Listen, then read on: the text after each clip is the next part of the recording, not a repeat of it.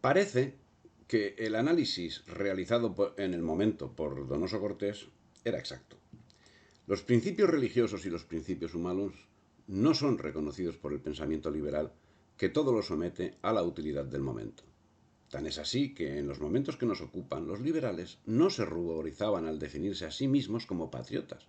Era algo que les convenía dado que no habían conseguido implantar todavía el electroencefalograma plano en la mayor parte de la sociedad, que sin rubor abrazaba las armas para combatir al régimen liberal en defensa de los valores hispánicos. Pero como evidentemente tenía razón Donoso Cortés, predominaban los intereses materiales, y estos convertían a los liberales en servidores fieles de sus referentes, los británicos, a quienes debían servir en bandeja de plata la pieza de caza que les habían asignado: España. La España europea, porque la España americana ya estaba siendo deglutida a placer, entregada también en bandeja de plata por los libertadores. La cuestión, en lo que quedaba de España, se dirimía no solo entre los apostólicos y los liberales, sino también dentro del campo liberal entre los que querían llevar una progresión lenta, los conocidos como conservadores, y los que pretendían un descuartizamiento rápido, los progresistas.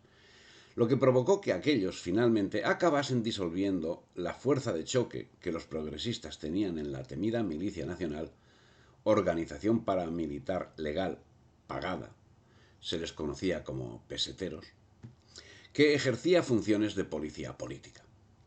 Fue en 1841 cuando el barón de Meer, por su cuenta, procedió a desarmar la milicia nacional en Barcelona, lo que ocasionó graves críticas por parte de los sectores progresistas partidarios de Espartero, que era regente desde el año 1840.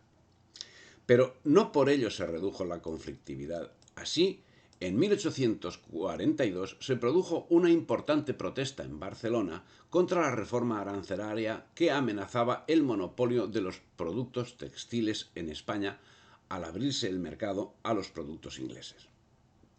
Entonces el progresista Espartero ordenó el bombardeo de la ciudad condal, orden que fue cumplida escrupulosamente por parte del general Juan Van Halen, también conspicuo masón, que desde su posición de progresista tomó importantes medidas coercitivas sobre las asociaciones laborales.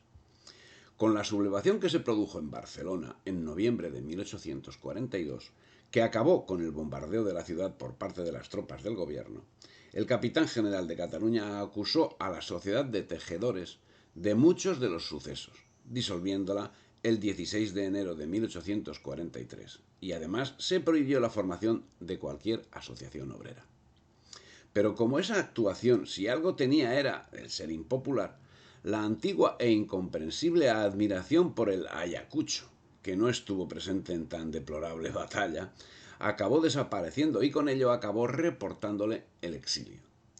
Y es que pronto los mismos progresistas, entre ellos Prim, tomarían posiciones contrarias a Espartero, levantándose en armas y haciéndolo huir a Inglaterra, donde recibió honores de jefe de Estado. Lógicamente sería resarcido de algún modo. Así, en 1848 sería nombrado senador y embajador plenipotenciario en Londres para ser nuevamente presidente del Consejo de Ministros el año 1854. La conflictividad social seguía y solo remitía en tanto en cuanto crecía la conflictividad militar. Así, desde 1843 no se producen actos reseñables hasta que en 1848 se produjeron en España, como en toda Europa, levantamientos, manifestaciones y protestas revolucionarias. En el caso español se debieron más a la crisis económica con sus secuelas de hambre y miseria, si bien es cierto que los causantes de las mismas, en su versión de progresistas y republicanos, tengamos en cuenta que todos son ramas del mismo árbol, escisiones de partidos precedentes, estuvieron detrás. La respuesta del gobierno liberal conservador fue la suspensión de garantías constitucionales acompañada de una durísima represión que culminó en docenas de fusilamientos. El fracasado intento revolucionario acentuó la división del Partido Progresista, del cual surgió en 1849 el Partido Demócrata. En 1854, ya con Espartero recalificado, aunque durmiente en Logroño desde el año 1848, se produjeron estallidos revolucionarios en Barcelona, Valencia, Zaragoza, Madrid, en la que fue conocida como Revolución de las Barricadas. En Barcelona se protestaba por la modernización de la industria textil, consiguiendo que fuesen desmontadas varias máquinas de reciente instalación. La revolución prendió en otras ciudades como Valladolid y la reina Isabel II se vio obligada a llamar a Espartero, quien compartió el poder con O'Donnell, en lo que se vino a llamar el Bienio Progresista, dando lugar a la convocatoria de Cortes que se inauguraron el 8 de noviembre con el objetivo de elaborar un nuevo cuerpo constitucional que finalmente sería truncado en septiembre de 1856, cuando Isabel disolvió las Cortes, dio el poder al general O'Donnell y restableció la Constitución de 1845. Las críticas más certeras al progresismo las lanzaba en ese momento Jaime Balmes, asegurando que los hombres partidarios de innovaciones se agrupan en el Partido Progresista. Progresar es marchar hacia la perfección, que algunas veces será antidemocrática. Para el Partido Progresista, progresar significa limitar las facultades de la corona y combatir las clases antiguas. Parecen demócratas porque invocan al pueblo, pero solo invocan al pueblo que participa de sus ideas. Pero había otro tipo de críticas menos cultas. Con ocasión del sorteo de quintas, el 6 de abril de 1856, se produjo un motín en Valencia en contra del mismo, que es reprimido con una violencia extrema. El motín fue ocasionado por los milicianos nacionales que ya llevaban un rosario de incidentes de todo tipo y que ya a primeros de ese año se amotinaron el 7 de enero, actitud que era aprobada por sectores del Parlamento que no dudaban en manifestar que cuando se le quita a la milicia el derecho a discutir, cuando se le cierra la boca, no le queda más que una boca abierta.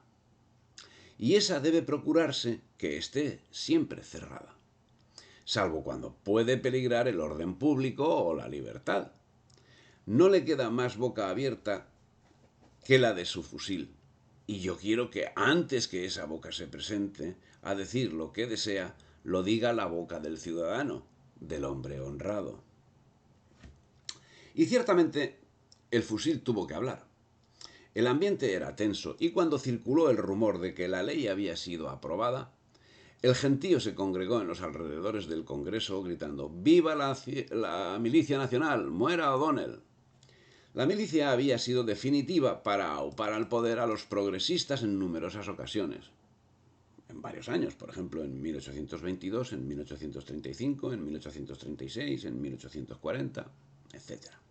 Y es evidente que en el mismo año 1854, cuando Espartero era reconocido como el símbolo de la revolución, incluso en Barcelona, ciudad que no olvidaba el bombardeo inicuo perpetrado 16 años atrás, lo proclamaban como héroe. Y los revoltosos gritaban vivas a Espartero. Y cuando se declaró la huelga general de 1855 y una delegación obrera se preparaba para salir hacia Madrid, se elaboró un manifiesto que concluía con un «¡Viva Espartero! ¡Viva la milicia nacional! ¡Viva la libertad! ¡Viva la libre asociación! ¡Orden, trabajo y pan!». Desde 1830, dice Vives, aparecieron en Cataluña sociedades de resistencia entre los obreros de la industria textil, las cuales tuvieron una vida incierta más o menos complicada por las alteraciones políticas de la época. El momento de mayor auge del societarismo catalán corresponde a 1854-1855. El ímpetu ideológico subversivo fue una adaptación del utopismo de un Cabet y sobre todo del individualismo antiestatal y proudhoniano. Ello explica la aceptación del credo bakuniniano, difundido por Fanelli, discípulo de Bakunin en 1869, y la fundación en Barcelona de la Federación Regional Española de la Internacional. Eso sucedió en 1870. De declarada tendencia anarquista.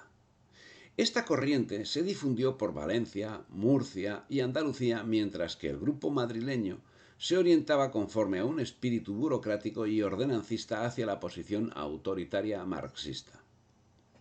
Disuelta la Internacional en 1874, este último grupo engendró sucesivamente el Partido Socialista Obrero Español en el año 1879 y la Unión General de Trabajadores en el año 1888. Su organizador fue Pablo Iglesias. El socialismo logró escasos adherentes en la periferia mediterránea y andaluza. En cambio, los obtuvo en la zona industrial pesada del norte, en Vizcaya y en Asturias. El bienio progresista fracasó, entre otras cosas por la permanente conflictividad social a la que se unieron otras causas, como fue la epidemia de cólera, el alza de precios del trigo, las malas cosechas, tensiones entre obreros y patronos en las fábricas, incumplimiento de promesas hechas por el gobierno. Durante el primer trimestre de 1855, los tumultos se sucedieron de forma ininterrumpida, y en casi todos ellos la motivación profunda radicaba en el malestar social que dominaba el país. El 21 de julio de 1855, el capitán general de Cataluña, Juan Zapatero, promulgó la prohibición de todas las asociaciones obreras, lo que ocasionó la convocatoria de una huelga general que sería la primera convocatoria de este tipo en la historia de España. Cataluña asistió a esa primera huelga general para arrancar del gobierno, donde nuevamente estaba Espartero, el derecho de asociación. Andalucía y Castilla contemplaron extensas manifestaciones de campesinos en son de protesta por la terrible condición en que habían caído desde que la Iglesia había perdido sus bienes y estos habían pasado a manos de capitalistas sin escrúpulos. El gobierno de Espartero no pudo resistir ni las presiones de base ni las intrigas de altura, y así se esfumó el gobierno de la Vica Alvarada. La alarmada y creciente conflictividad social surgiría nuevamente con fuerza 6 años más tarde, en 1861, con la sublevación de los campesinos en Loja, que obtuvo una cruel respuesta del gobierno, que acabó llevando a efecto fusilamientos en masa y llevaría una marcha creciente hasta 1868, el año de la Gloriosa. Al amparo de la Septembrina, que es lo mismo que la Gloriosa, el obrerismo catalán empezó a movilizarse con la intención de crear una amplia plataforma que representara sus intereses de clase, la Dirección Central de las Sociedades Obreras de Barcelona, que meses después pasará a llamarse Centro Federal de las Sociedades Obreras de Barcelona. A animarlos llegaría Giuseppe Fanelli, enviado por Bakunin como representante de la AIT. La Asociación Internacional de los Trabajadores había sido fundada en Londres, curiosamente otra vez Inglaterra, en el año 1864, como iniciativa de anarquistas, sindicalistas y socialistas. Por su parte, Bakunin en septiembre había fundado en Ginebra la Alianza de la Democracia Socialista. Sus miembros más destacados fueron Eliseo Reclus, Giuseppe Fanelli, Alberto Tutsi, Aristides Rey y Nikolai Zhukovsky. Esta organización pidió posteriormente su ingreso en la AIT. El Consejo General denegó la solicitud, disolviéndose la alianza como organización internacional e indicando a sus secciones el ingreso en las respectivas federaciones nacionales y locales de la internacional. Teniendo en cuenta estas premisas, el Consejo General aceptó la entrada de la alianza de la AIT en julio de 1869. ¿Y qué influencia tuvieron estos acontecimientos en España? Bien, con la Revolución de Septiembre de 1868 y el inicio del sexenio democrático, se abrió una nueva etapa para el obrerismo español, decretando el gobierno provisional la libertad de asociación. En aquella época ya se habían producido los primeros contactos con la AIT, fundándose la Dirección Central de las Sociedades Obreras de Barcelona, formada por sociedades de distintas profesiones que hicieron pública una llamada a los obreros de Cataluña, convocando la celebración de un congreso obrero que se celebraría en diciembre de 1868 en Barcelona, donde estarían representadas un total de 61 sociedades. En aquel congreso se acordó apoyar la instauración de una república federal, la participación de la clase obrera en las elecciones y el cooperativismo, y a la publicación del periódico La Federación, que llegaría a ser el periódico internacionalista más relevante de España, acordándose también la creación de comisiones mixtas de patronos y obreros en las que se tratarían sus reivindicaciones. Giuseppe Fanelli dio pie, el 24 de enero de 1869, a la creación de la AIT en Madrid, que en 1872 acabará expulsando a la Federación Madrileña de tendencia marxista y que finalmente será el germen del PSOE y de la UGT. Alcoy se convirtió en la segunda federación en número de afiliados de toda España, siendo superada tan solo por Barcelona. La Comisión Federal celebraría en Alcoy 4 años más tarde su primera sesión de 7 de enero de 1873.